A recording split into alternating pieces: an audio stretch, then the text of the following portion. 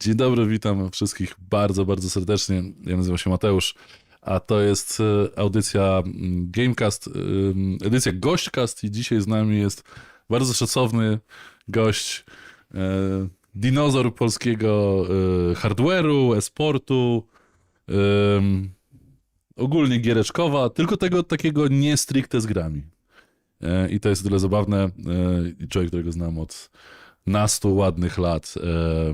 Bartosz Kusznerko. Witam cię. Witam. Witaj. Wszystkich. Powiedz, Bartoszu, kim jesteś, czym się zajmujesz? Tak na pokrótce, a potem pójdziemy dalej z intro. Aktualnie zarządzam dużej części Europy marką Glorious. Nie wiem, nie znam. Co to za marka? Akcesoria dla graczy.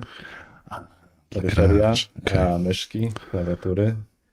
Okej. Oczywiście niedługo to portfolio zostanie rozszerzone. A zacząłem w październiku. Przeszedłem po 9 latach ze SteelSeries, prawda? W październiku, od 1 października. 9 lat wcześniej SteelSeries, 7 lat zarządzałem sprzedażą, a ostatnie 2 lata product development i w kategoriach głównie myszki, ale również różnego rodzaju inne technologie, które można zaimplementować w produktach gamingowych. A wcześniej co? Rockat, wcześniej razem trochę robiliśmy. Coś tam robiliśmy. United w 2008-2009 roku chyba zaczęliśmy. No poczekaj, zaraz do wszystkiego dojdziemy. Bardzo fajnie, że jesteś naszym pierwszym gościem w nowym roku, więc dla wszystkich, którzy może słyszą nas pierwszy raz, pokrótce forma. Staramy się w moich podcastowych, gamecastowych odcinkach bardziej chyba rozmawiać o biznesie gier i wokół gier i w tym wypadku myślę, że Bartek jest akurat bardzo odpowiednią osobą w tej perspektywie. Jednocześnie pracujący w tym segmencie, który ma chyba najsłabszy PR, tak to nazwijmy, bo robiłeś w markach hardware'owych, wokół e-sportu, albo wcześniej w e-sporcie, więc to wszystko, co gdzieś tam, trochę wszyscy o tym coś wiemy, ale jednocześnie nie do końca, więc jak z większością gości rozmawiam o wydawaniu gier, publishingu, pieniądzach w tym biznesie, gdzie jesteśmy jako polski rynek, to tu chciałbym, żebyśmy to samo powiedzieli w tej perspektywie hardware'owej, bo ona moim zdaniem jest mega ciekawa, bo raz, że Polska jest bardzo wyjątkowym rynkiem, dwa, że myślę ludzie, Polacy po prostu pracujący w tym segmencie również są mega ciekawym zjawiskiem, tak bym to powiedział, bo game devowo jakby jesteśmy z tego znani. No i jakby też powiedzieć o trochę jakby tej drodze, którą się też przechodzi, która jest równoległa do drogi, tak jak ludzie z game devu przychodzili po drodze sobie gdzieś tam, to tak samo funkcjonowała w branży hardware'owej, w której tak naprawdę ludzie gdzieś tam się wymieniają, no ty już jesteś na tyle stary, niestety, znaczy doświadczony, że już jakby może ciężko by było przerzucić się na gry same w sobie, bo trochę doświadczenia w hardware'ze masz. Ale chciałbym też z tej perspektywy takiej karierowej troszeczkę to tytułem wstępu. Dziękuję, że jesteś. Ja od razu swoim słowem wstępu. Bartka poznałem w 2008 jeszcze roku. W Białymstoku na spotkaniu jakimś tam studenckim. Bo przyszedł i starał się mi wepchnąć jakiś projekt portalu imprezowego, kulturowego, co było fajne na tamte czasy. Ale od tamtego czasu zrobiliśmy parę rzeczy gdzieś tam razem, między innymi z Games United w Białymstoku i jako studencką imprezę e-sportową, która gdzieś tam jakoś tam wyrosła. Ale dobrze, powiedz mi, jak już zacząłeś od przyszłości, tak, powiedz, gdzie zaczynałeś lat temu, ileś tam, bo też, żeby była jasność, Bartek jest, kurde, tam komenty lecą, ja muszę jakoś tu poczytać, niedobrze, że nie widzę tego przed sobą. Bartek jest swoim chłopakiem, w sensie z Podlasia albo ze Podlasia nawet, ale jednocześnie ma też jakieś tam amerykańskie korzenie, powiązania, więc powiedz, skąd przychodzisz, gdzie zmierzasz i co tam u ciebie? Nie, no teraz mieszkam w Stanach, aktualnie od 2 lat. No ale zaczynaliśmy tutaj na miejscu. Grzesiek Lewasiuk nas poznał w 2009 roku. Tak, było tak. Tak, i zaczęliśmy robić eventy, znaczy ja dołączyłem do zespołu, pościągałem paru partnerów, poza to byłem dużo odpowiedzialny, więc fajne się kontakty te ponawiązywało i dzięki takiej charytatywnej pracy, bo realnie to była charytatywna za nic za to nie Jak wszyscy, jak wszyscy wtedy. dokładnie. Ale to było tak naprawdę, dzięki temu byłem w stanie się wybić i pójść do branży, prawda, hardware'owej. Firma Platinum z Krakowa mnie zatrudniła, zaproponowała pracę. Wtedy gaming akcesoryjny raczkowo tak naprawdę, to jedyne co było dostępne to coś z Creative'a, coś z Logitecha. No i funkcjonowały jeszcze wtedy, 2010, specjalistyczne sklepy, których już dzisiaj nie ma niestety, to poupadało. A w momencie, kiedy duży retail przejął sprzedaż tych produktów. A i co, było Platinet, pościągałem tam parę tych głównych brandów typu Razer SteelSeries, to były lata 2011, później przeszedłem do Roccat Speedlink i później po 3 latach już SteelSeries, prawda? I tutaj w SteelSeries tak naprawdę rozwinąłem skrzydła.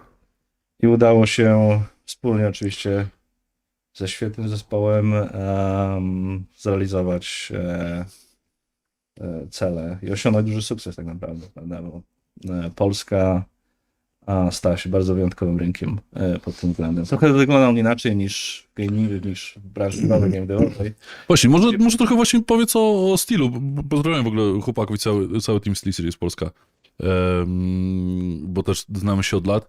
Ale SteelSeries moim zdaniem było jakimś tam przełomowym punktem, bo też w tych latach tam 10-12 przy powrocie PGA, czy nawet wcześniej, przy tym starym PGA, czy gdzieś tam na początkach e-sportu, nie wiem, Samsung Electronic Championship, tak to się bodajże nazywało, czy jakiś tam następca WCG, lat temu naście, tak? SteelSeries trochę był jako marka, ale nie do końca, bo był zawsze, nie wiem, Razer, Logitech i w pewnym momencie jakby ta cała taka rewolucja e-sportowa w Polsce, która de facto też jakby równolegle szła z rewolucją game devową, tak, która tam zrealizowała się w perspektywie Wiedźmina Trójki. Równolegle polski e-sport i też hardware, jakby może nie polski, bo tych brandów polskich hardware'owych nie mamy aż tak dużo, ale też są jakieś tam sukcesy w tym.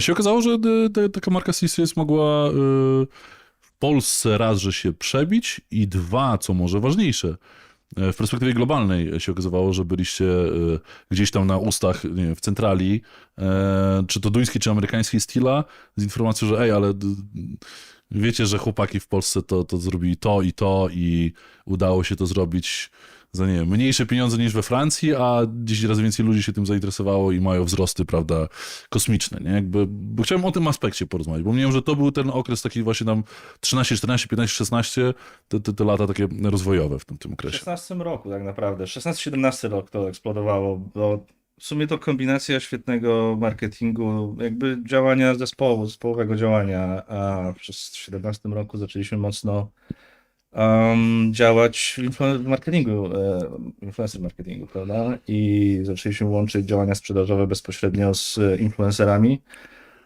I to zaczęło przynosić niesamowite skutki, niesamowite efekty w postaci gigantycznych wzrostów sprzedażowych. Oczywiście później po 2-3 latach zaczęli inni to kopiować. Marka komercyjna Logitech tak na przykład zaczęła to 2-3 lata później uskuteczniać, nawet na jeszcze większą skalę, ze względu na to, że trochę mają dysponują większym kapitałem, ale tak naprawdę ten marketing, influencer marketing był tym przełomowym elementem, który gdzie indziej nie był stosowany. Ja nie mówię, że my stosowaliśmy jako pierwszy influencer marketing. Tak. Tyle, że w Polsce i mi się wydaje też globalnie zaczęliśmy to łączyć tak mocno ze sprzedażą, prawda? I ROI liczyć i patrzeć rentowność danego działania, danego współpracy z danym influencerem, tak żeby to wszystko się spinało, zaczęliśmy liczyć kaloryczność ruchu, prawda, bo nie każdy influencer jest w stanie ci dobić takiego samego klienta, a teraz mamy takie trendy, że raczej ci mniejsi mają ten bardziej kaloryczny ruch, prawda, czyli taki bardzo zaangażowaną społeczność, która ich słucha ich poleceń, tego co polecają, co sugerują kupić. Więc tak, mi się wydaje, że influencer marketing był tym przełomowym, ale też dużo innych rzeczy. Postawiliśmy mocno na customer service, bo z tym był duży problem. Wszystkie marki miały z tym problem i się motały trochę pomiędzy zatrudnieniem wyspecjalizowanej agencji, która się zajmuje serwisem, w przypadku np. Creative'a, co też nie do końca działało. My postawiliśmy na budowę struktur tutaj w Polsce globalnych, które zajmowały się customer service i tu mamy właśnie SteelSeries ma w Polsce bardzo duże biuro, nawet 3 chyba, z tego co pamiętam, w Warszawie zatrudnią ponad 100 osób. Okej.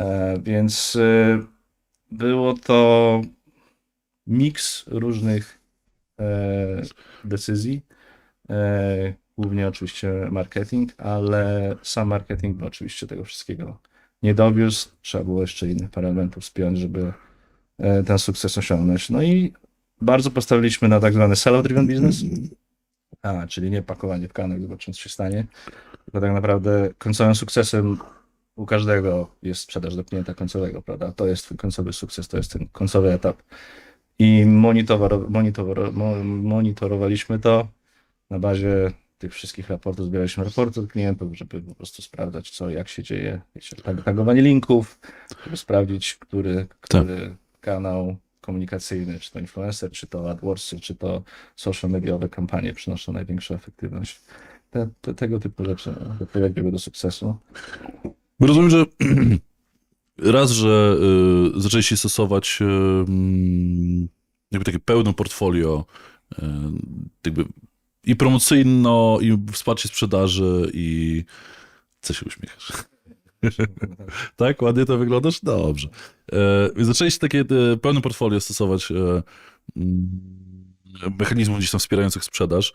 Jakby to staram się gdzieś tam przekazywać, że Polska nie tylko grami stoi, tak? Jakby stoi hardwarem od... okej. O, dobrze. Bliżej mikrofon.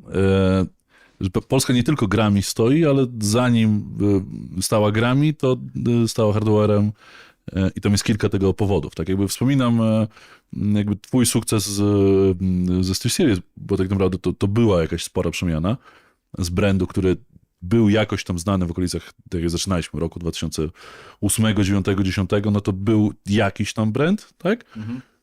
I raptem parę ładnych lat później to jest w swoim segmencie lider, tak? Tak, dokładnie. Jakby to faktycznie zrobiłeś ty i jakby wasz zespół polski, Tak. mając z jednej strony podatny grunt, bo jednak ten polski gracz, polski odbiorca był trochę wychowany na sporcie, trochę wychowany na sprzęcie, którego zawsze było za mało, albo zawsze był trochę za drogi, w końcu mogliśmy go kupić. Jednocześnie na ten taki wybuch związany z LoLem, z Counter-Strike'iem, z Złotą Piątką, ale Virtus Pro i z paroma innymi jakby elementami. Tak kilka rzeczy się naraz jakby nałożyło, ale jak ktoś gdzieś tam, pamiętam, parę lat temu mnie pytał, że czym się zajmujecie? Mówię, no tam na takiej tam marki SteelSeries pracujemy, nie? A co to za marka? Mówię, no, a Razera znasz? No to jest jakby główny konkurent. No, coś tam kojarzę. Ja mówię, to tak nie do końca coś tam kojarzysz, nie? Bo jakby ty nie jesteś świadom tego, że ta marka tam sprzedaje się tak dobrze, że no jakby ludzie się gdzieś tam w Stanach pytają, jak to jest możliwe, że można w takiej Polsce robić sprzedaż, że jakby bo miałem, że to niezrozumienie tego fenomenu gdzieś tam nadal sobie funkcjonuje, a dobrze je podkreślić, że ludzie tak jak ty z takim zapleczem, że trochę gdzieś tam coś e-sportu sobie robiłeś, czy grałeś, tak? Bo byłeś graczem First Cup, Oj, tak? no. Ale byłeś graczem Enemy Territory, tak? Enemy Territory, tak. Znaczy wcześniej grałem w ogóle Enemy Territory. Okej. RTCW, Enemy Territory, później najpierw RTCW, prawda? Później darmowe Enemy Territory. Grałem w jakichś tam klanach, ale raczej drugoligowych. A później wyszły Quake Warsy, które to było? 2006? Oj, Quake Wars już teraz nie pamiętam, ale coś takiego. Nie? No i tam powstała scena i graliśmy Clan Base'y, grałem. Trochę też Call of Duty był, tylko nie pamiętam, który to był realia II wojny światowej, ale nie wiem, to było chyba coś o Azji chyba bardziej było. Nie Było pamiętam. coś takiego, no. Trochę było, nawet adminowałem Clan Base'owe ligi, byłem adminem na Clan Base'ie przez krótki czas.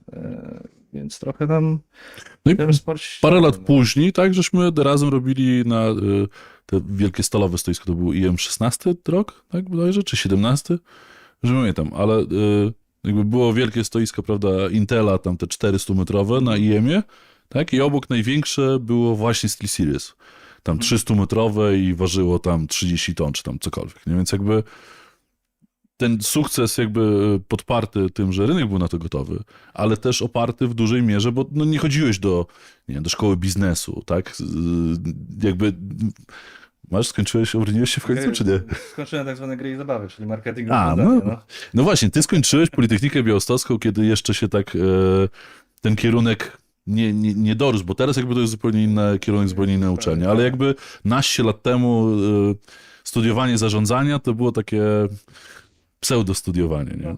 Dzisiaj jest troszeczkę inaczej, ale fakt, że tym bardziej ten sukces niesamowity, bo tak naprawdę na bazie swojego jakby trochę intuicji, trochę ciężkiej pracy, czy dużo ciężkiej pracy, trochę też zgrania jakby innych ludzi w zespole, tudzież znajomych, tudzież partnerów, ludzi jakby z tego samego pokolenia co my, tak, udawało się zrobić coś wyjątkowego, że gdzieś tam w centrali dużej marki, bo jakby to trzeba potwierdzić, że Steel jest jakąś tam korpomarką, tak, udało się zaznaczyć się na mapie, tak. A też pamiętaj, w 2011 roku zaczęliście Steela prowadzić PR i te rzeczy dookoła marketingowe. Pamiętam, w komputronikach były organizowane Wireless Days, wtedy jak pierwsza myszka i słuchawki bezprzewodowe wyszły. Więc to były tak naprawdę od 2011 roku takie budowanie fundamentów pod to, prawda, przez te kolejne lata. Więc wy tak naprawdę postawiliście te fundamenty, zbudowaliście awareness przede wszystkim, prawda, to świadomość marki wśród graczy. Prowadziliśmy też Złota Piątka, prawda, też przez jakiś czas grała, bo jako Meteor Makers Steel ich sponsorował, a później też jakoś mieli przykłady ze Steelem. Generalnie dosyć długo byli blisko tej marki, a w międzyczasie miałeś, zobacz, Fnatic, Navi, NIP, kogo jeszcze sporo. To wszystko teamy sportowe, globalne, jakby ktoś nie wiedział.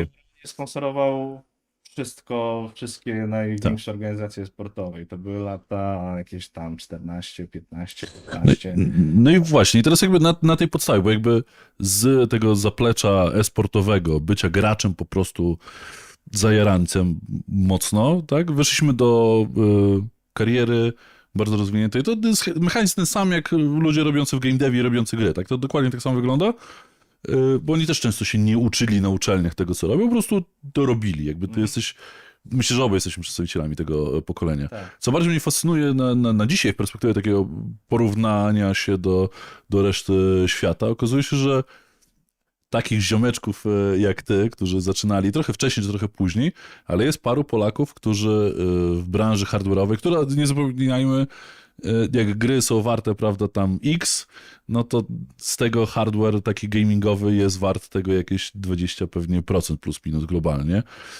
Więc de facto rozmawiamy o mega dużym rynku, który gdzieś tam tylko funkcjonuje w naszych głowach, że jakaś tam myszka dla graczy, cokolwiek to znaczy. Ale to jest naprawdę olbrzymi rynek. I parę takich osób z Polski okazało się, że country managerowie ze wschodniej Europy potrafią zaznaczyć się na mapie. Zbudować też solidny biznes lokalnie, tak? I później wybić. No masz Arka w Corsairze, masz Teraz jest Andrzeja w Razerze, masz chłopaków w Steelu, którzy poszli już na GM-ów tak naprawdę MEA, więc w Logitechu tak samo chłopaki poszli do struktur europejskich, jak i globalnych. Więc wszyscy na tej Polsce się wybili, bo wszyscy tak naprawdę na Polsce zbudowali swój sukces, no nie? Ze świetnymi wynikami, ze świetną rentownością, jakby to wszystko było książkowo zbudowane. Więc to pokazuje też, że to Polska, ale też i Polacy mają potencjał, bo jednak nadal trudno jest spotkać Polaków na wysokich stanowiskach w firmach zagranicznych, ale widać, że to się zaczyna zmieniać od kilku lat. No pamiętajmy, że jakby nie znam jakby wykształcenia wszystkich, ale mniemam, że ciężko by było porównać się ilościowo, ile mamy tam, nie wiem, ludzi z NBA w zachodniej Europie czy w Stanach, tak, którzy mają tam wysokie stanowiska, i ilościowo jak to wygląda w Polsce czy tam w wschodniej Europie. Jakby no, mamy to do nadrobienia, jakby nie, że czegoś nie zrobiliśmy, nie odrobiliśmy pracy domowej, bo zrobiliśmy wszystko, co możliwe, ale mniemam, że w naszym pokoleniu będzie ciężko się Polakom przebić na pozycję tam C-level, tak? No jeszcze nawet po polskiej uczelni nawet będzie ciężko. Tak. Generalnie, wiesz, do C-levela nie potrzebne ci jest wykształcenie, bo jedziesz na doświadczeniu i osiągnięciach, na wynikach. Więc stanowisko typu wysokie menedżerskie, dyrektorskie czy VP, to nadal możesz dojechać nawet bez wyższego wykształcenia. Później Okej. jak już chcesz skoczyć do C-levelu, na C-level to już niewykonalne jest, zwłaszcza w Stanach. Stany bardzo patrzą na to. Ale też patrzę wtedy do uczelnia i polskie uczelnie niestety nadal trochę słabo wyglądają. No. Nie Wiedziałem. mówię, że nie dają odpowiedniej edukacji, po prostu słabo renomę mają na arenie międzynarodowej. I dlatego niezbędne wtedy jest jakieś w międzyczasie dokształcenie się. Wiesz co, bo mnie to troszeczkę jakby fascynuje w takiej perspektywie trochę inwestorskiej, tak, bo sporo jak rozmawiamy sobie ze studiami, z prezesami studiów, z ludźmi robiącymi biznes w grach, w publishingu, tak, no to tam jest mega ważna giełda, ile, prawda, się zrobiło wyniku i tak dalej, nie? I jakby to jest absolutnie gdzieś tam wiedza ukryta, że większość, poza to jakby taką stricte topką game devową polską, która robi dobre pieniądze, dobre wyniki i dobre wzrosty, to poza nimi nie wiem, poniższe tam 470 polskich studiów robiących gry w Polsce, to jakby ich wyniki nawet nie zbliżają się do tego, jakie wyniki robi tam Steel w Polsce, czy Razer, czy jakikolwiek inny uznany brand hardware'owy. To jest naprawdę duży biznes, robiący duże pieniądze. Gdyby teraz, nie wiem, ktoś powiedział, że chce SteelSeries Polska otwierać spółkę i wchodzić na giełdę, to zrobiłby to absolutnie bez żadnego problemu. Regularnie pewnie robiłby dobre zyski. Jakby w porównaniu do studiów robiących gry, wideo takich średniej skali, 10, 20, 30, 40 osobowych, to by blado wypadały. To jest jakby trochę wiedza taka nieświadoma, nie? Że jakby robiłeś w segmencie, jakby dalej je robisz, który jako masa jest więcej wart niż się komukolwiek wydaje. I jednocześnie jakby, no mówię, no kto w 16 roku z polskich studiów game devowych siedział i inwestował w influencerów, tak? Już pomijając, że jakby gdzie by był e-sport i nie wiem, polscy influencerzy, gdyby nie hardware, tak? No to też kudos do Marcina, no nie? Tak, no tak. to- Pozdro Marcin i jakby wszyscy, którzy wtedy uwierzyli, nie? Ale jakby dzisiaj się o tym zapomina, że pierwsze eventy e-sportowe polskie bez brandów hardware'owych to by tam nie pociągnęły, tak? Nawet w perspektywie no, samych nagród. No, Ale bo- też i pierwszych pieniędzy, bo tylko brandom hardware'owym się opłacało Tak. wysłać myszki na jakiś turniej LAN-owy. No bo to był tak? ich klient docelowy. A marki endemiczne nie widziały jeszcze tych No ludzi to jako dopiero- swoich klientów. No nie postrzegały ich w ten To sposób. dopiero później przyszło. Okej. No tak. No ale generalnie nie, no w Polsce te 3 największe marki, mówimy o grubych 100 milionach złotych rocznie, no nie? Tak. No to są duże pieniądze, a jeżeli dodamy tego, ja mówię o top 3, a jeżeli dodamy jeszcze do tego brandy, kolejne marki. Nie, no to jakby ja mówię w perspektywie, że wiem, ile ludzi pracuje w, nie wiem, tam studiu X, które zatrudnia A, okej, 30, 40, tak. 50 osób. Ja wiem, jakie oni mają wyniki i jakby wydaje się, że to uznana czy w miarę ogarnięta spółka game devowa na polskiej giełdzie, o której się pisze, inwestorzy się jarają, idą na eventy i tak dalej. I sobie myślisz, no fajnie, to fajny biznes, nie? Tak. Tylko, że jakby porównać to do hardware'u i tego, jak to wygląda, to hardware jest gdzieś tam kilka kroków ładnych do przodu, nie? Więc to jest trochę, Czy- może też dla młodszych gdzieś tam nas słuchaczy, jeśli się zastanawiają nad jakąś tą drogą swoją, to staram się to podkreślać i może też dlatego jesteś tu idealnym tego przykładem, żeby powiedzieć, że jeśli nie tylko same gry, albo jeśli się nie odnajdziecie w robieniu gier, to na przykład hardware jest Tak, świetnym miejscem do realizowania Rzeczy się. dookoła, nie? Tak, no Bardzo. więc jakby to jest też informacja do wszystkich, bo no u nas w Galactusie też sporo osób jakby zajarało się bardziej e-sportem i jakby sprzętem niż stricte grami, nie? Teraz jakby się powiedzmy to wyrównało to firmy, ale przez lata miałem więcej ludzi, którzy wyrośli z tego, że lubili e-sport jako taki, jako rozrywkę i jakby jarali się bardziej sprzętem niż nową AAA-ową grą, nie? Jest tym bardziej, że tak naprawdę to wszystko ewoluuje, technologie ewoluują. Nawet w akcjach dla graczy. To się wszystko zmienia, nowe rzeczy, nowe rozwiązania. mnóstwo ciekawych tematów tak naprawdę. To No nie- właśnie, myszka to nie jest tylko myszka. I tak naprawdę właśnie w tej perspektywie nowych rzeczy powiedz coś o Gloriusie, bo powiem szczerze, mi się wydaje, że tak jak nasza historia, powiedzmy nasza, ale tego naszego pokolenia jakby tego hardware'u i trochę sportu jest ukryta, albo nie do końca zrozumiana, to mniemam też, że historia Gloriusa jest nieznana, a jest raz, że ciekawa, dwa, że bogata, bo też już parę lat marka jest na rynku. No i właśnie, jak to widzisz w tej perspektywie? Oni I dla w- siebie, i nie tylko. w 14 roku powstali 3 osoby, świeżo po studiach, No. studenci, tak naprawdę, no absolwenci. Należeli na Reddicie do tej grupy tych takich entuzjastów podkładkowych, myszkowych, prawda? I zobaczyli potencjał, żeby zrobić jakieś podkładki, ale trochę lepsze. Zaczęło się od podkładek, zaraz później przyszły myszki i trafili w ten trend z dziurawymi myszkami ultralekkimi. No i to eksplodowało tak naprawdę. I to zostało zrobione przez 3 osoby, studentów. No. Jak słyszałem opowieści, to było na zasadzie 20 000 sztuk myszek wjeżdżało na e-commerce ich D2C i wyjeżdżało raz, dwa. Nie nadążali z popytem. Był taki okres. Później ten zespół się trochę rozbudował do bodajże 18 osób. W 18 roku zaczęli dodawać kolejne kategorie i to były klawiatury. No i skala biznesu osiągnęła taki poziom, że no, trzeba było kogoś puścić, prawda? Do czego Tak. każda tego typu firma dochodzi do tego momentu, że musi wpuścić kogoś z kasą, czy to venture capital, czy private equity. I private equity w 2022 roku wszedł Francisco Partners, gigantyczny fundusz z San Francisco. Właściciel też Corsera, NZXT na przykład, prawda? Ale tam portfolio mają gigantyczne. Dofinansował, ściągnął świetnego CEO, którego mamy ze SteelSeries, Pata. Naprawdę świetny człowiek, wizjoner, świetną wizją na markę, ze świetnymi pomysłami i dociągnął parę osób ze swojego otoczenia. W tej chwili w ciągu 2 lat od przejęcia, niecałych 1,5 roku, firma ma już 140 osób, zatrudniamy 140 parę osób dokładnie.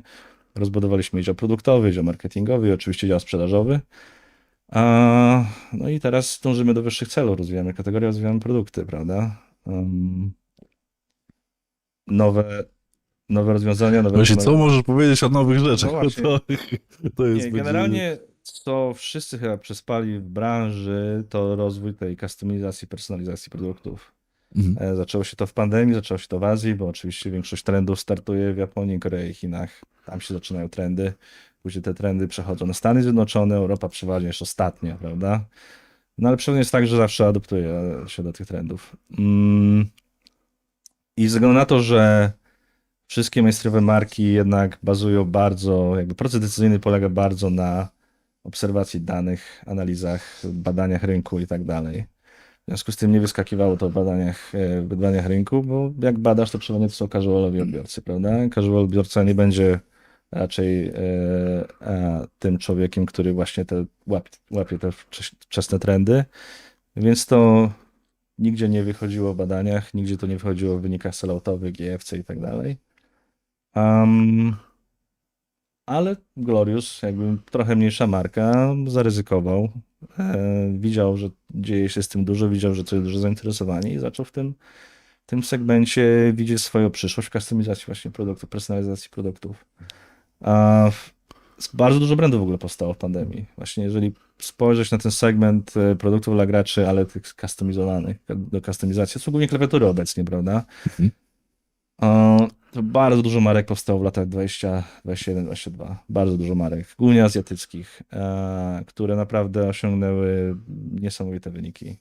Oczywiście to takie jakby niesamowite wyniki bazując na danych SEM Russia na przykład, czy czegoś, prawda, więc raczej keywordsowe dane, ale pokazały, że w tej branży jest potencjał i mainstreamowe marki nawet tego nie dotykają. Teraz próbują coś z tym robić, czy to Razer, czy to SteelSeries, ale nie do końca wiedzą, jak widać ewidentnie, że nie do końca wiedzą, jak się za to zabrać. I tu przychodzi Glorious tak naprawdę, który ma w segmencie klawiatur 200 skillsów, produktów akcesoryjnych, czyli poza samymi klawiaturami Jest 200 skillsów akcesoryjnych, tak naprawdę pozwalających na pełną customizację, personalizację klawiatury. Czyli można sobie kupić barebone tak zwanego, czyli samą pustą klawiaturę bez switchy, bez keycapsów i dokupujesz sobie do tego poszczególne elementy, w zależności jakie masz oczekiwania od switchy, od keycapsów, kolorystyczne, jakie upodobania. To sobie te elementy kupujesz i sobie budujesz klawiaturę. Trochę jak składanie klocków Lego. I naprawdę ten segment ma w tej chwili jeden z największych wzrostów. Jeżeli porównujemy jakieś inne subsegmenty, subkategorie, to ten segment tak naprawdę w tej chwili ma największe wzrosty, czyli też największy potencjał. No i w tym kierunku też jakby będziemy szli jako marka, która łączy innowacje z kustomizacją, prawda? My po prostu jesteśmy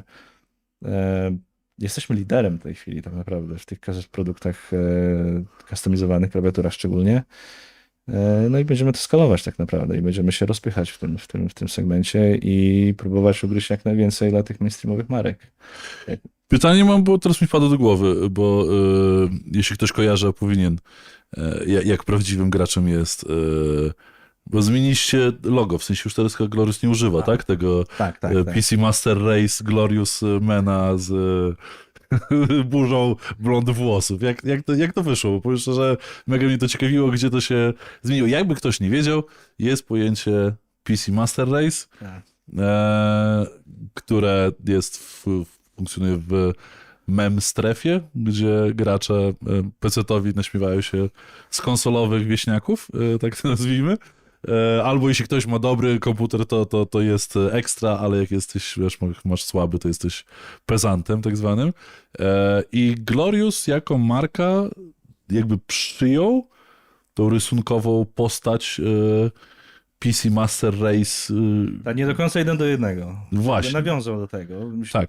to było zdecydowanie nawiązanie. No bo to były produkty skierowane do PC-towców, nie do konsolowców, prawda? Stricte to była marka PC-towa. Znaczy chyba wszystkie marki hardware'owe tak naprawdę, Wszystkie, gamingowe, które to startowały. są tak naprawdę PC-oriented tak naprawdę, Większość. tak? No bo Większość, większość. miałeś jak, nie wiem, Astro Gaming, już przejęte przez Logitecha, no to było stricte No ale to konsolowe. tylko przez Amerykę, bo tak. chłopaki grają w koledżu i grają Tak, na konsolę. ale generalnie wszyscy zaczynali od PC i później dorzucali, po prostu uzupełniali ofertę o rzeczy skierowane do konsolowców tak naprawdę. No bo w końcu przychodzi ten moment, że trzeba też tymi konsolami się W sensie zainteresować. zabranie PC Master Race Dude, koleżki z loga, no ono się jakby to było jakby celowe, czy po drodze postanowili, że okej, już wyrośliśmy z tego, jak to wyglądało? Bo ja nawet nie wiem, w którym momencie to zniknęło i tak, kurde, ten logo chyba to nie jest to, co Mi się było wydaje- wcześniej, nie? Mi się wydaje, że znaczy, nie znam dokładnie historii, ale mi się wydaje, że to jest związane z wszechobecną kulturą kancelowania czegoś, jednak PC Master Race to jest Okej. trochę takie... Kurde, no ja jakby mocne dla mnie z to jest. perspektywy takiej, wiesz, estetyki tego, co oglądam na co dzień, logo marki, które de facto jest praktycznie biorąc memem, jest jakby trochę nową, tak? To nie dzieje się Tak. na co dzień. Większość marek tak nie robi. To było tak bardzo takie zakorzenione w korowym community tej marki, Było. że aż tak bardzo naturalne, że aż pomyślałem sobie, nie, dlaczego od tego odeszliśmy, tak? To właśnie było to był sam core tego, czym ta marka jest, tak? Nie, no i nadal ludzie tak to kojarzą. Z kim No. rozmawiam, to PC Master Race, tak? Bo Glorious jest... To jest naprawdę dosyć wyjątkowa marka, ze względu na to, że siłą kilku osób z Dallas byli w stanie zbudować globalną markę. I mi się wydaje, że to właśnie to jest jeden z tych elementów, że właśnie PC Master Race, fajny branding, fajna otoczka, fajna historia. Nawet w Polsce potrafili osiągnąć u jednego klienta 10% udziału w myszkach, nie mając żadnych lokalnych działań, żadnego supportu salesowego czy marketingowego. Po prostu Tak. prowadzenie produktów i od razu byli klienci, którzy znali tą markę i chcieli ten produkt, prawda? Ale nie wiem do końca, nie jestem w stanie się odpowiedzieć na to pytanie, dlaczego to zmienili. Okej. No trzeba było to trochę... Sorry, widzisz, Może mogło mi to wcześniej forma- pytanie wpaść do głowy, bo Tak. to jest ciekawy motyw. Ale okej, dobra, ja się Znaczy, logo dowiem też i... pamiętam, to poprzednie logo było zbyt skomplikowane też. To rodzi Tak. też dodatkowe problemy, bo musisz gdzieś umieścić ten branding, czy to na opakowaniach, czy to w retailu, w sklepach, prawda, masz brędzone strefy z marki i jakby to logo musi być prostsze.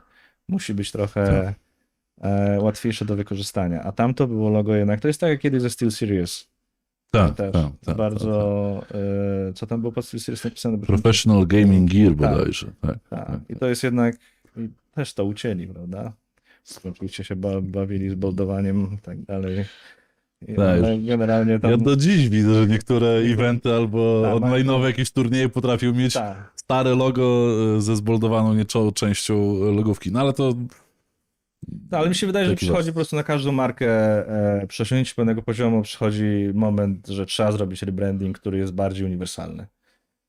Bo ten branding jest po prostu już bardziej uniwersalny, tak? No okej. Dobrze, powiedz, bo jeszcze chciałem, wiesz co, jedną rzecz rzucić, którą mam nadzieję, że też może jest trochę związana z tą tematyką, którą poruszamy na co dzień, czy co odcinek w biznesie, w grach. Mianowicie retail polski. Bo to też jest takie trochę zjawisko, które czy znajomym, czy ludziom jakby pracującym gdzieś tam w korpo, jakby świadomym świata marek, jakby nie wiedzą, jak bardzo na przykład Polska jest wyjątkowa jako rynek sprzedażowy. Bo oczywiście jesteśmy liderami, jeśli chodzi o e-commerce, Allegro i tak dalej. To nie wiem, no, płatności online'owe, tak, Blik i tak dalej. Jakby jesteśmy tu wszędzie liderem. Fintechy, tak, PayPal, płatności opóźnione. To wszystko jesteśmy mega liderem, ale jednocześnie mamy też bardzo mocny segment retailowy, który na co dzień jakby kojarzy nam się z reklamami Media Expertu w mediach, które są aż dźwięczą w uszach i wszyscy, jak tylko spytasz kogoś czy zagadasz o retail, to no Jezu, ten Media Expert to ciągle tylko tymi reklamami. Ja mówię, nie, jakby zrozumcie, że to, że w Polsce jest tyle sieci retailowych, to jest de facto sukces, tak?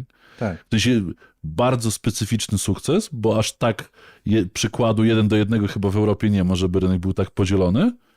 To jest rynek, który jest mega konkurencyjny. To jest, no stara się być wydajny, jakby teraz ma jakieś może swoje problemy, ale przez lata był mega wydajny i to jest też rynek, na którym no, nie ma monopolisty Amazona czy MediaMarktu do pewnego momentu, jak w Niemczech.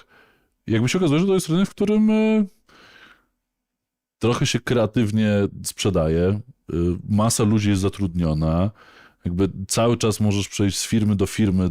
To jest de facto rynek pracownika, w którym jakość sprzedaży jest mega ważna, więc jakby trzeba to docenić. Ja rozumiem, że na koniec dnia się okazuje, że za często słyszymy Cleo w reklamach, ale de facto z perspektywy takiej biznesowej to jest ciekawy kawałek opowieści o polskim retailu jako o takim ukrytym bohaterze polskiej przedsiębiorczości. Ja myślałem, że ogólnie w 2021 roku chyba Amazon wszedł do Polski, nie? W 2021 czy 2022? Coś takiego. Myślałem, że będzie jednak rynek dążył do jakiejś konsolidacji, wywalczyć z największym przeciwnikiem, a tu jednak się okazało, że ten Amazon jakoś tak nie ma startu. Co nam tam na bazon, panie?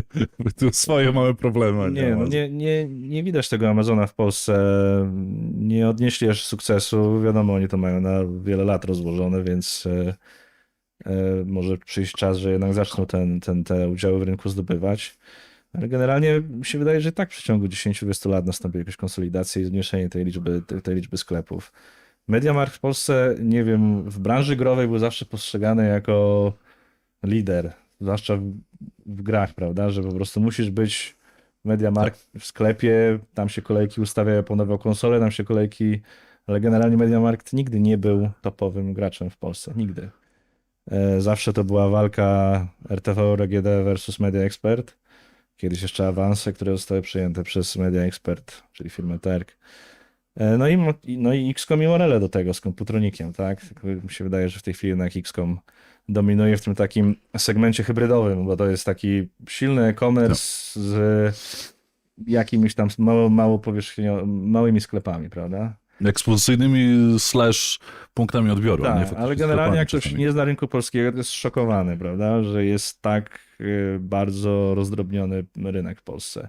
Generalnie i tak to jeszcze inaczej wygląda niż na przykład w Czechach, gdzie masz bardzo duży segment małych sklepów takich komputerowych. To co kiedyś u nas w Polsce było, tego dużo było. No przecież kiedyś kupowało się w małym jakimś sklepiku komputerowym. Również pierwsi sponsorzy polskiego e-sportu, że Tak, nie tak, oszukujmy dokładnie, się. no, dokładnie, tak. Ale to u nas umarło, a nadal na przykład w Bałkany, Czechy, czy tam jakieś inne kraje bałkańskie, nadal ten segment jest bardzo mocny, tego małego retailu, tak? Oni po prostu sprzedają lokalnie przez swoje fizyczne sklepy. Szczerze tylko wtrącę, bo jakby ktoś jeszcze nie wiedział, tak, no, ten polski nasz rynek jest tak pokrojony, bo jest Euro, jest Media Expert, jest XCOM i MediaMarkt i Computronic i Morele i tak dalej, i tak dalej. Neonet I Neonet jeszcze trochę. Coś tam jeszcze się znajdzie. No. Tak. I jednocześnie z tego wszystkiego teraz może sobie przejdziemy do perspektywy regionalnej, bo to też jest mega ciekawy segment naszej rozmowy, ale mnie fascynuje to przejście XCOM-u do Iraku w Częstochowa w tej historii i to te połączenie, że z jakby polskiej trochę przedsiębiorczości i jakby manii oszczędności czasami albo szukania deali, tak to nazwijmy, bo na tym ten polski retail w dużej mierze wyrósł, tak, że chcieliśmy sobie szukać różnych rozwiązań i to napędziło konkurencję. To doprowadziło do tego, że te retaile raz, że się rozwinęły, dwa, że mogą się pojawić gdzieś tam pieniądze na inwestycje, także w sponsoringi, także w No Raku tak, no to Częstochowa. zaczęli wchodzić od paru lat. Gaming, e-sport sponsorować na... Czy to AIM Katowice na przykład, prawda? Nie, no jakby mnie teraz, wiesz, życzyłbym sobie, żeby Inter Milan nie był sponsorowany przez Oknoplast, który gdzieś tam sprzedaje, tak? Tylko żeby, nie wiem, no może nie Manchester City, ale żeby XCOM taki Arsenal kiedyś przysponsorował, nie? Bo będzie XCOM w Anglii. Ciekawe. Tego bym sobie życzył, nie? Bo No tak, jakby... ale wiesz, ale już wchodząc, to już musi być międzynarodowy brand, wiesz, to już musi, bo XCOM istnieje w Polsce i w Niemczech, bo jest, pamiętajmy, że jest też xcom.de. Nie wiem, czy mają jakieś plany na ekspansję, ale miałoby sens sponsorowanie na przykład Arsenalu, gdyby mieli na przykład xcom.co.uk chyba, tak jest. No tak, rozwinięcie, tak, no. tak. To wtedy by to miało sens, tak?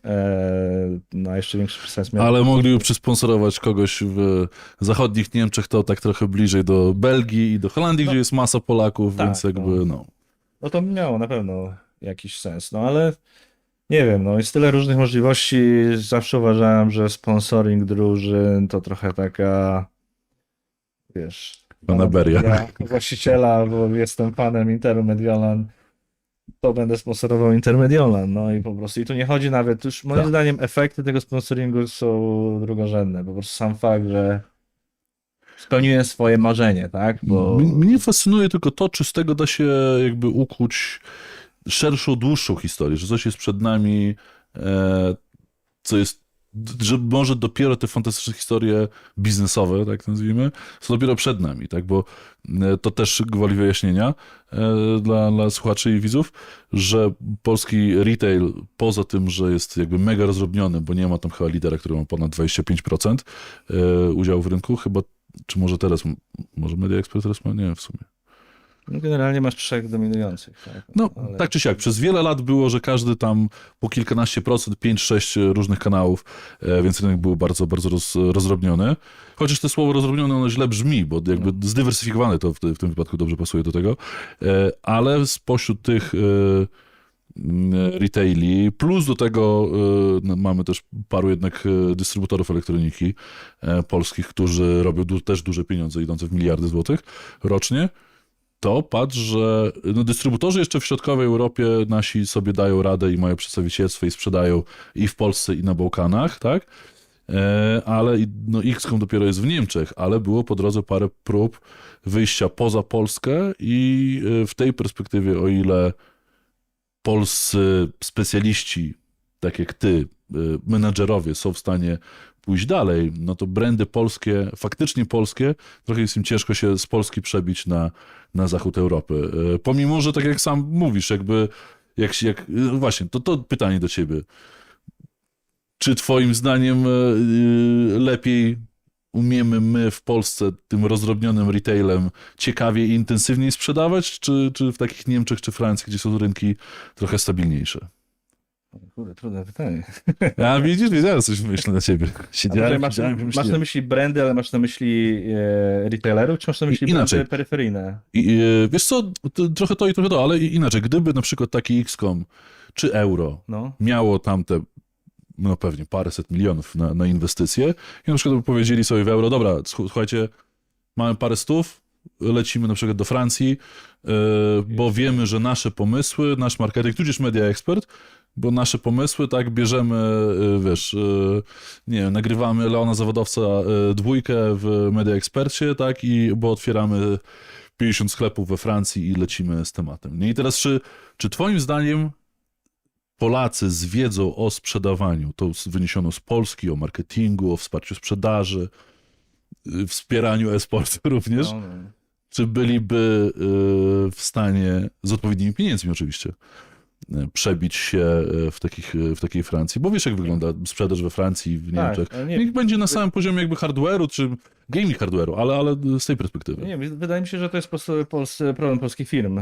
Taka obawa, lub nawet nie branie pod uwagę wyjścia poza Polskę. No bo paru się starało, bo i Action jakby się tam starał po swoją drogą na Niemcy, Computronics się chyba starał jakoś tam bardziej tak, na Action miał region. swoje struktury niemieckie. Tak, ale nie wyszło. Ktoś jeszcze się... Ale to była dystrybucja, wiesz, no jakby... Tak, no to dystrybucja Computronic jakby chyba, nie wiem, czy ostatecznie się starał sklepy otwierać gdzieś poza Polską, czy nie? Czy tylko też pamiętam dystrybucyjnie? tego. Coś Okej. było. No to Ale generalnie zostawiając. wiem, że na przykład XCOMowi idzie całkiem nieźle Okej. w tych Niemczech. Więc mi się wydaje, że przy odpowiednim, oczywiście przy odpowiednim finansowaniu, ale i przy odpowiednich działaniach marketingowych, polskie marki mają naprawdę duże szanse na zachodzie. No, mamy dobrych menedżerów, no nie? Mamy naprawdę dobrze zorganizowane struktury, tak jak ja współpracuję, tak jak mam porównanie gdzie indziej. Naprawdę w Polsce mamy super profesjonalistów. I szkoda, że te firmy tego nie wykorzystują. Moim zdaniem to jest trochę też związane, że dużo tych firm to są firmy prywatne, a prywatni właściciele, no wiesz jak to jest, czasami się nie chcesz dzielić, bo to jest moje. Więc boję się też podnosić ryzyko, bo to może być ten jeden strzał, który jak nie wyjdzie, to zamykam firmę, prawda? Bo Nie, to no może bo być no tak, to mówię, jest no duży ruch, to jest mniam, bardzo- że żeby wejść w taką Francję załóżmy, czy jakikolwiek z zachodnich rynków, który ma sens, tak, no bo co z tego, że nie wiem, bo mogłyby XCOM sobie wejść i otwierać sklepy, niech będzie w tych Czechach, tak, czy tam w Rumunii, whatever, tak naprawdę mówiąc w regionie, ale poszli w Niemcy, no bo to jednak rynek, który może dać największe rezultaty, ale no to nadal jest kwestia iluś tam set milionów czy miliardów, powiedzmy, złotych, tak? No tylko to się to wiąże z umowami, wiesz, bo z każdym vendorem musisz mieć umowę. Tak. Te umowy aktualnie ograniczają często sprzedaż do jakiegoś regionu, do jakiegoś rynku. Niektórzy uważają, że to trochę łamanie prawa, ale niektórzy nie, ale generalnie takie umowy są podpisywane. Więc to jest też kwestia taka, bo na przykład taki XCOM w Niemczech jest poblokowany przez kilka brandów. Nie mogą oferować kilku brandów No widzisz.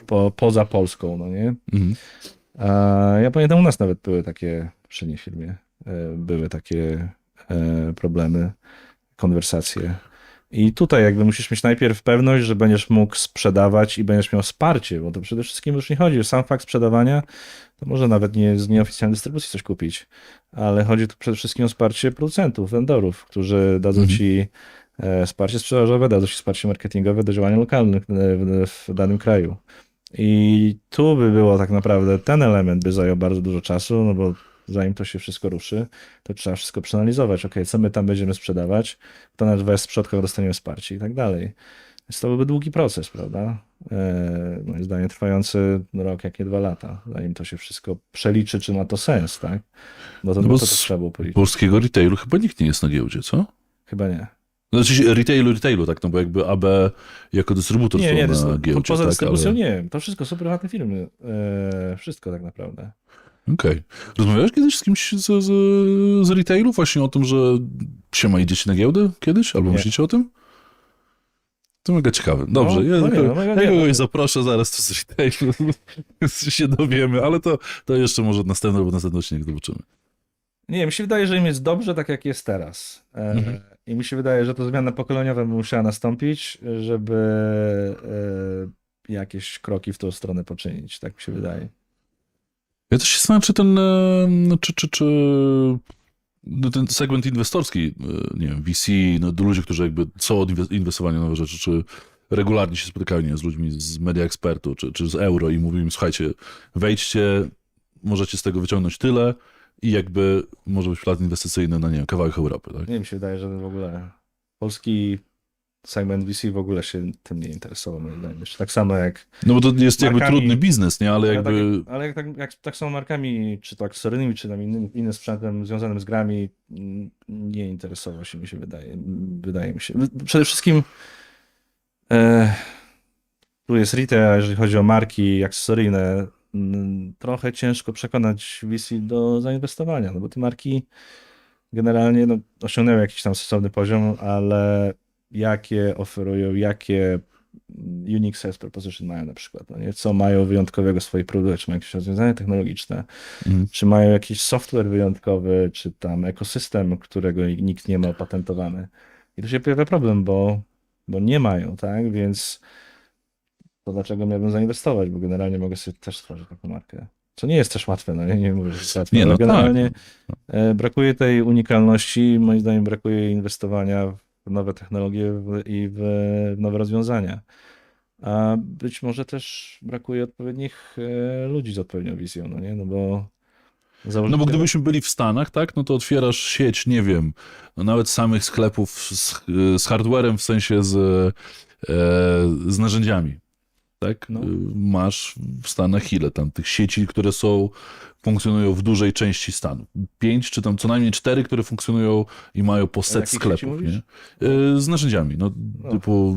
Home Depot, Menards, no Tak, jest tak, tego- tak. No bo jest- tych sieci jest jakby sporo. kilka, nie? Jakby Tak. i na Europę masz oczywiście no, też jakby tego typu sieci, nie tyle sklepów mające, tak? No bo jednak jak, nie wiem, trzecia największa sieć chyba, czy tam druga albo trzecia po Home Depot w Stanach, ja pamiętam, że oni sponsorowali jakiś mecz ostatnio, zresztą byli w trakcie reklamy na meczu NBA i oni są akurat retailem w wschodnich Stanach, no i mają tam 400 sklepów, nie? No jakby czy teraz Leroy Merlin ma 400 sklepów w Europie? No nie, tak. Jakby mają troszeczkę mniej, jakby w innej skali funkcjonują, ale nadal jakby ta regionalizacja nasza europejska trochę nam przeszkadza. Jakby jest bardzo. spoko dla Francuzów i dla Niemców, ale dla Polaków może niekoniecznie. Nie, no tak jak masz pomysł, to na biznes, to Stany są dobrym miejscem do jego realizacji. Co, Zupełnie wiesz, z jednej dużo strony większy, się... otwarty rynek. Tak, ale z jednej, wiesz, się okazuje, że jakby to nie powinno tak być. Nie Nie powinien powinno tak mieć być. utrudnione rozwijanie pankontynentalnego jakby pomysłu, Tak. no który oczywiście jakby był startupem i był digitalowy w pełni, no to niczym się nie przejmujemy, tak, ale cała reszta biznesów jest jakby tak samo jak wspomniany Oknoplas, tak, to Oknoplas sponsorował Inter? Nie pamiętam. Już nie pamiętam. Tak, no jakby dla nich też każdy kraj to oddzielny temat, to oddzielny ale problem. wiesz, ale jakby... jeszcze żebyśmy chcieli, a tak jak ostatnio jakiś tam e-commerce mi podsyłałeś, już nieważne jaki, no dlaczego oni nie robią, czemu tylko Polska? Dlaczego przecież w tej chwili podpięcie logistyki, Tak. nawet globalnej, przechodziłem przez to jest bułka z masłem. Pojedziesz na jedno spotkanie, wszystko jest zautomatyzowane, to nawet nie musisz mieć tej wiedzy, ty się możesz tego sam nauczyć i wszystko pospinać. I robić wysyłkę nawet na tę Europę zrób na początku. Dlaczego tylko na Polskę się ograniczacie? No nie? Startując jakimś produktem, prostym dosyć produktem. I to moim zdaniem jest podstawowy problem właśnie myślenia lokalnego, nie globalnego. Nie? Że po prostu większość ludzi myśli lokalnie, a nie powinno myśleć lokalnie, powinno myśleć globalnie. I tak po prostu i celować jak najwyższe cele. Bo nawet jak te parę e-commerce'ów przerobiliśmy, no przecież większość biznesu nie siedziała w Polsce. Tak. Tylko to były dużo Stany, Niemcy, Skandynawia, nawet do Azji, prawda? Produkty związane z gamingiem, ale zupełnie inne. Okay. I dlatego mentalność najpierw. Musi się mieć ta mentalność Polaków, prawda? Tych, którzy, młodych zwłaszcza, bo są młodzi ludzie. Ci co są młodzi ludzie w dużej mierze, którzy otwierają te biznesy, Tak. te e-commerce.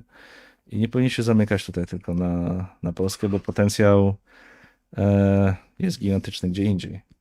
Polska nadal jest No. dużym rynkiem, to jest jakby... Pamiętajmy, ilu jest ludzi faktycznie prowadzących biznes e-commerce'owy, czyli sprzedaje coś na Allegro w Polsce, bo to są jakieś tam absurdalne, nie sprawdzałem ostatnio liczb, ale tak jak sam po sobie wiem, ile jakby jest sklepów, które funkcjonują, mają, nie wiem, oddział, czy faktyczny fizyczny sklep i jakby coś sprzedają, a potem ile jest ludzi, że nie mają żadnego sklepu, nie mają żadnej praktycznie, albo ledwo mają przestrzeń magazynową, ale wszyscy sprzedają na Allegro, jakby są... No tak. To Jakby tak jak- łatwość wejścia w bycie e-commerce'em jest absolutnie no, niespotykana. Tak? No to tak jak na Amazona. Jak chcesz wejść na rynek amerykański, to wchodzisz na Amazona. Chcesz wejść Tak. w łatwy sposób, szybki. Chcesz wejść na rynek japoński, wchodzisz na japońskiego Amazona, tak? Są kraje, gdzie wejście w rynek jest dosyć łatwe, tak? Jeżeli masz oczywiście dobry produkt, unikalny produkt lub w wyjątkowej cenie, bo możesz być marką, produktem typu MeToo i na zasadzie, nie kojarzysz z tym hashtag MeToo, że na zasadzie to jest podobny produkt do tych, które istnieją już na rynku, nie ma żadnej unikalnej cechy, no ale może ceną po prostu atrakcyjniejszą możesz powalczyć i wchodzisz na tyle, że porównując prowadzenie i wprowadzanie produktów czy marki na Allegro, porównując to do Amazona, to Amazon to jest droga przez męki. To jest straszne. Tak. To jest straszne. Allegro to wygląda naprawdę rewelacyjnie przy tym. Jest strasznie długi, skomplikowany proces. Przechodziłem przez niego. Nie wiem, czy coś zmieniło, bo to było ze 2-3 lata temu i No, trochę się zmieniło, ale nawet samą kwestię, to też ostatnio w jakimś wywiadzie gdzieś słyszałem, że problem z Amazonem z tym jest najzwyczajniej w świecie już poza jakby od strony sprzedawcy. Tam problem to jest już z perspektywy kupującego, tak? To nie jest sklep, który ma intuicyjną sprzedaż, jakby ciężko tam jest. Allegro jest dużo bardziej przejrzysty, jeśli chodzi o faktyczny user experience, nie na jakbyś miejscu i powiedział w zakupowy. Stanach, to byś zrozumiał Amazona. I byś nie miał problemu, miał Okej. problemu z kupowaniem na Amazonie, naprawdę. Amazon w tej chwili wolę kupować na Amazonie niż na Allegro. A czemu? Nie wiem, czy to jest kwestia przyzwyczajenia. Przede wszystkim łatwiejsze wyszukanie produktu, bo mają tą dosyć taką intuicyjną wyszukiwarkę i nie wiem, czy to jest oparte o AI, ale często po prostu gdzieś widziałeś produkt, nie wiesz, jak on się nazywa, więc wpisujesz po prostu to, jak ten produkt myślisz mógłby się nazywać i zawsze ci ten Amazon znajdzie ten produkt, jeżeli on już oczywiście istnieje. Bardziej intuicyjna wyszukiwarka, też pewność, że cena zawsze raczej będzie najniższa możliwa, ale też rozwiązania finansowe. Bo na przykład mając w Stanach kartę Amazon Prime kredytową, to masz cashback 5%, a często robię promocję, że masz nawet do 10% cashbacku. Więc generalnie nie patrz nawet, czy gdzieś indziej kupić. No. Kupujesz to, tą samą kartą rozkładasz na raty sobie, no nie? I to możesz rozłożyć sobie, nie wiem, co 2 tygodnie, że ci to będzie ściągało, albo nie wiem, no, przez 6 miesięcy co miesiąc. Wszystko jest tak zautomatyzowane, że generalnie nie bierzesz innego sklepu pod uwagę, no. I no też widać nawet po ruchu, jak te ciężarówki jeżdżą, rozwożą paczki. No, przecież na każdym bloku te ciężarówki Amazon Prime to są kilka razy dziennie, gdzie FedEx, UPS to już jak raz dziennie się pojawi, to jest sukces. A Tak. Prime non-stop. Też często ja raz jechałem na skrzyżowaniu 3 stron ciężarówki Amazona się mijały, prawda? Tyle tego oni rozwożą i zdominowali rynek. Więc generalnie ja nie widzę na przykład, widziałem na początku ten problem, ten interfejs Amazona, no, nie był user-friendly, teraz zupełnie mam problemu i na przykład wolę. Okej. Też przede Okej. wszystkim bardzo rozwinięty mają ten system ratingowania i opinii, i pisania opinii o produktach. I ludzie się bardzo tym kierują przy decyzjach zakupowych, tak? Dlatego tam masz ten Amazon No my Prime, jakby wyrośliśmy z oceniania sprzedających, a nie produktów. No. Jakby bardziej okazywało się, że była Allegro jako platforma tradująca, tak? Tak. Rzeczy między ludźmi. Bardziej się... No, ale Ważniejsze było być super sprzedawcą niż to, czy produkt jest dobry. Jakby do dzisiaj tak. nie wiem, czy tak w pełni Allegro to tak rozwiązało, ale z drugiej strony jakby... No, nie do końca tam jest takie to przejrzyste, no. No jakby nawet, wiesz, jak już podejmiesz decyzję o zakupie produktu, to jakby finalizując jeszcze często sprawdzasz, jakie są opinie, ile on ma gwiazdek, no nie wiem, czy nie ma poniżej 4/5, no nie? I ile ma negatywnych opinii i poczytać trochę negatywne opinie. Ja zawsze się tym kieruję i jakby większość w zachodniej Europie czy Stanach się tym kieruje. Nie wiem, jak jest dokładnie teraz w Polsce, no. Ale No, American Boy. Amazon, nie, ale Amazon generalnie jakby zmienił to wszystko, zmienił trendy, ten customer journey, jakby ta droga klienta przy podejmowaniu decyzji o zakupie produktu zupełnie zmienił tą ścieżkę.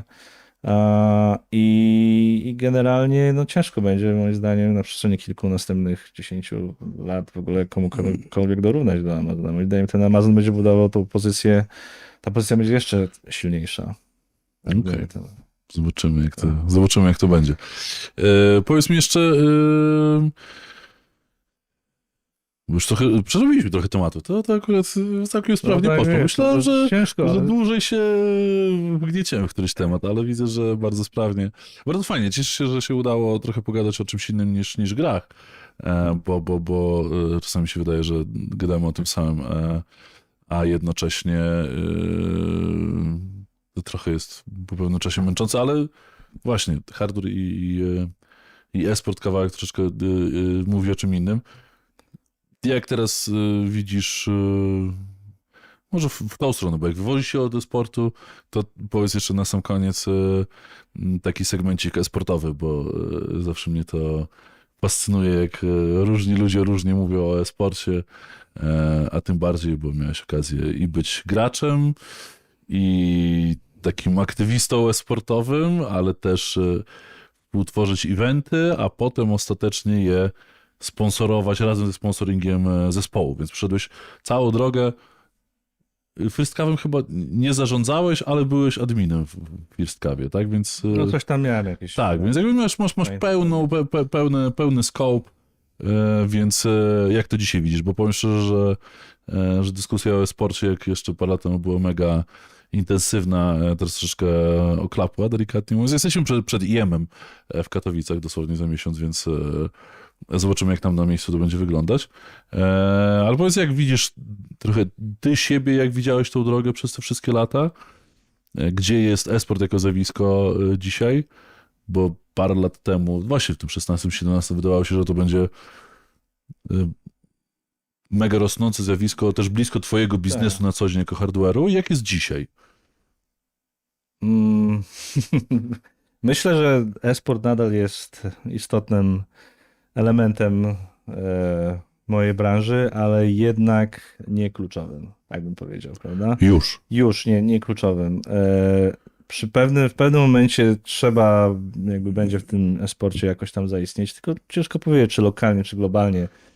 Bo ja osobiście jestem zdania, że tak naprawdę globalne działania wystarczą, lokalne nie są potrzebne, ze względu na to, że niestety nie udało się, i tu można wiele przykładów z Polski wyciągnąć, stworzyć gwiazd, poza oczywiście Złotą Piątką. Tak. Nie mieliśmy żadnych gwiazd, nikt się nie był w stanie przepchać, żeby być takim tym trendsetterem, prawda? W związku z tym... No nie mieliśmy Faze'a, no. Mieliśmy AGO, które ogłosiło de facto upadłość organizacji jako chyba jedni z ostatnich z polskiego sportu.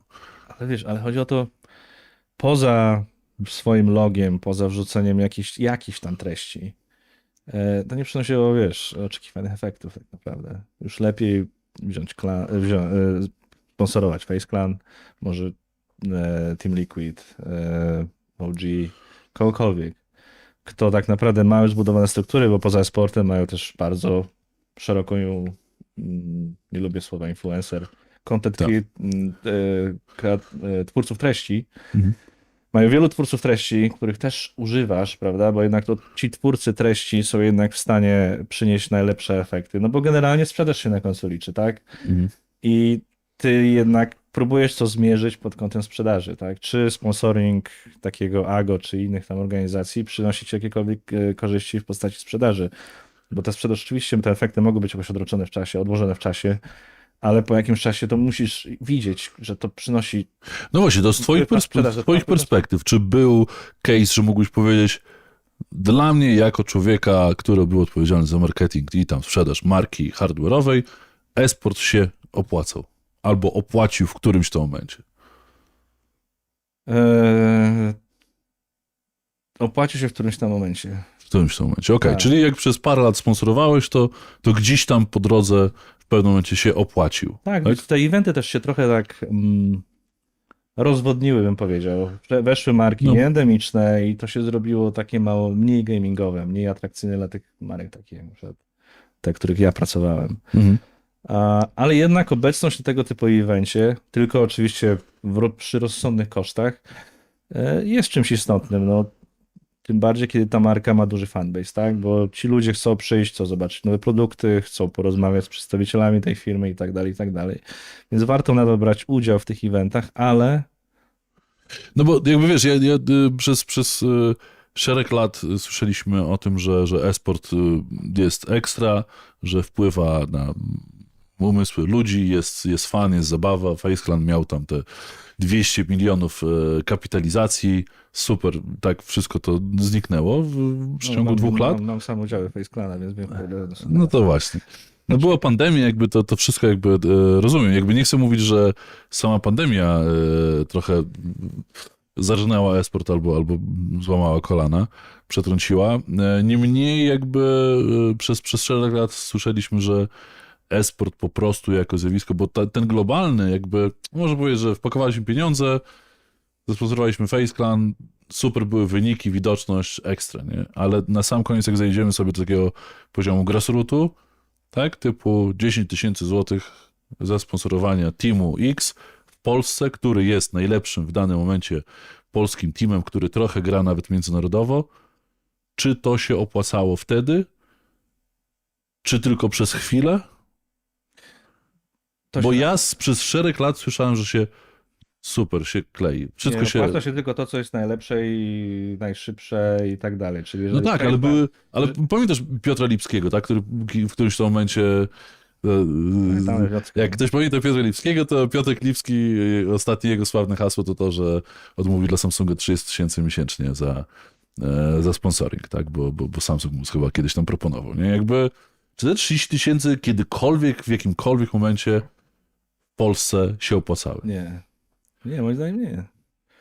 A były takie kwoty, bo przed pandemią, czy tam parę lat przed pandemią, no tam te złote lata, 17, 18, Ale 19 generalnie jakie korzyści osiągniesz ze sponsorowania aktualnie? Nie pamiętam, jak się to nazywa z dziewiątką, ta drużyna ostatnia, która trochę grała na arenie międzynarodowej. No tu już coś można było zrobić z nimi, prawda? Ale generalnie przez większość czasu polskie drużyny nie mają żadnych sukcesów. Więc jeżeli one nie potrafią nie mają na tyle siły, żeby dowieść ci tych klientów, dowieść ci na przykład trafik na twój landing page, czy zbudować zwiększone zainteresowanie marką, no to chociaż ty jako marka może byś wykorzystał. Tyle, że oni muszą wygrywać. Oni muszą grać na najwyższym poziomie, oni muszą wygrywać, a przynajmniej niech jeden z tych 5 graczy na jakimś majorze, nawet niech odpadną w którejś rundzie, ale na przykład ma najwyższy KKD czy coś tam, no jakiś parametr. Wtedy możesz wziąć tego gościa i mówić, używam myszki tej i tej, tak? I możesz tego używać do komunikacji. A problem jest taki, że ani to w Polsce nie działa, no nie? Ani po prostu nie ma sukcesu, więc nie możemy powiedzieć, że sponsorujemy najlepszych graczy, no bo nie są najlepsi. Najlepsi są ci, którzy grają na majorach. Nie mają dużych zasięgów, więc nie dowiozą ci klienta, nie dowiozą ci ruchu. Więc ciężko znaleźć punkt zaczepienia w Polsce, jeśli chodzi o lokalny e-sport, tak? I teraz pytanie, dlaczego? I tutaj postawmy kropkę, bo ja nie wiem, no, nie zarządzałem organizacją, wiesz, jakby nie wiem, gdzie leży problem. Czy to leży problem w zarządzaniu, czy to leży problem mentalności graczy, czy może jest problem z budowaniem marki. Chodzi o gracza, poszczególnych graczy, bo jednak poszczególny gracz powinien być marką samą w sobie. On powinien budować tą markę. I chyba też może tego nie robią. To jest wiele znaków zapytania, tak? Jeszcze nikomu się nie udało tutaj sukcesu osiągnąć na tej przestrzeni. To tak naprawdę w tej całej naszej dyskusji hardware'owo, tam retailowej, trochę też rekrutacyjnej polskiej, to chyba e-sport jest najbardziej dostał po tyłku przez te ostatnią dekadę, powiedzmy, tak? Bo w tym czasie polska branża game devowa tam wystrzeliła w kosmos. Jakby ludzie pracujący nawet w polskim hardware'ze, tak jak ty, tak, udało się przejść w inne miejsca, na wyższe stanowiska, realizować się, jakby wyciągać jednak dla siebie kawałek sukcesu, no i dla ludzi, z którymi też pracujesz, tak? Polski retail też no, jakby urósł, mamy jakieś tam swoje problemy, ale to nadal jest bardzo duży biznes. I w tym wszystkim e-sport tak naprawdę był jednym z bardziej flashy zjawisk, ale jednocześnie troszeczkę gdzieś tam się zatrzymał w całym tym procesie. Także ja osobiście bym sobie życzył, żeby zobaczyć, czy wrócimy bo pamiętasz, jaki był szał, tak? No jakby Tak, w latach 2013, ja sam miałem 2000... teorię w 18 roku, że to jest rok e-sportu i że to będzie eksplozja. Jeszcze nawet w 18 roku to mówiłem, ja też tak uważałem. No ale się okazało, nie wiem, czy to jest kwestia pandemii, która przyhamowała to wszystko, a wiem z badań też, że jakby ta najmłodsza generacja już nie e-sport, prawda, więc, a jednak ci najwięksi robią badania, jeżeli z badań wychodzi, że nie e-sport, no to już nie pójdą sponsorować największego eventu, tylko będą sponsorować tam, gdzie im badania pokazują, że mają wydać pieniądze. Więc moim zdaniem problem jest z najmłodszą generacją. Moim zdaniem ta generacja, kolejne generacje nie poszły za e-sportem. Nie w tej liczbie, co wcześniejsze generacje. I tu jest moim zdaniem problem. Nikt nie zadbał o to, żeby zainteresować sportem najmłodszych. Globalnie. To globalnie No, moim zdaniem. To też jest ciężkie zadanie, więc... No nie no, ciężkie zadanie, ale rynek poszedł bardziej moim zdaniem właśnie w tych twórców treści. Tak. Tak. I organizacje amerykańskie szczególnie się pod to podpięły. Po prostu wzięły tych twórców treści, przykleiły do siebie, podpisały kontrakty, więc generalnie dysponują dużo szerszym portfolio, dużo szerszą, mogą ci zaoferować dużo więcej niż taka właśnie polska organizacja, która takich nie oferuje za dużo. No tak, tak. Nie jest w stanie zaoferować za wiele. Więc no tak, tak to w tej chwili wygląda. Słuchaj, bardzo fajnie. Dziękuję Ci za obecność, bo podsumowaliśmy sobie sporo ciekawych tematów. Może na koniec jeszcze powiesz, w co Ty w ogóle grasz? Co Ty dzisiaj jako ojciec, Nie, mąż i czy Ty w ogóle masz czas jeszcze na granie, czy już jesteś... no muszę sobie nowy komputer do grania kupić i chcę pograć w The Finals. No właśnie. To jest ciekawe też. Mam nadzieję, że jeszcze sobie z kimś tu poruszę ten temat, bo... No, to jest ciekawe, bo moim zdaniem jak nie zrobią dużych błędów, to może być to duży tytuł. Ale oni są chińskim studiem, czy... Nie, szwedzkim. Szwedzkim, okej. To są Szwedzi. To są Szwedzi generalnie, to jest zbieranina chyba ludzi, którzy robili Battlefieldy, jakieś tam jeszcze, już nie pamiętam, Call of Duty może. No ale wiesz, The Finals połączenie masz tam Apex Legends, masz tam Battlefielda, masz tam Call of Duty, które masz tam po prostu Fortnite'owe nawet elementy, masz tam dużo kustomizacji tych postaci, no nie? Kustomizacja broni, kustomizacja postaci, fajnie to wygląda i to destrukcja, totalna destrukcja, przez cały budynek możesz rozwalić, no, od fundamentów. Ciekawe, chciałem to pograć, ale właśnie najpierw muszę zastanowić się, czy będę miał na to czas i wtedy sobie kupię sprzęt. Dobrze, dzieci, dom Tak, i granie tak. w The Finals. Bartoszu, dziękuję Ci bardzo. Bardzo fajnie, że udało nam Dziękuję się również. przegadać to wszystko. Powodzenia życzę i w Gloriusie, ale i nie w Gloriusie, cokolwiek będzie w przyszłości. No i cóż, może Ci zaproszę jeszcze z raz, jak już będziesz mógł powiedzieć coś o jeszcze nowych produktach. Bo ciekawe rzeczy przed nami. Tak, no ja wiem, że Ty nie możesz powiedzieć, jakby... Tak. Więc ja Cię zaproszę, jak już będziesz mógł o niektórych rzeczach powiedzieć. Tak. Które myślę będą całkiem Żadna fajne. marka na rynku nie będzie miała tyle nowości i innowacji przez najbliższe 2 lata. Super. Na pewno. Do życzę powodzenia, jakby się to spełniło i no, żebyś kiedyś jeszcze pozarządzał jakimś teamem sportowym na starość może, czy coś w tym okej. stylu. No. Taki wolontariat, jak się zaczyna od wolontariatu, tam się też musi skończyć. No. Mam nadzieję, że tak się uda. Dziękuję Ci bardzo, Dziękuję. powodzonka i w kontakcie. Dzięki bardzo, trzymajcie się, do usłyszenia. Mam nadzieję, że ten wyłącza, wiesz? Jak nie, to zaraz pójdę wyłączę.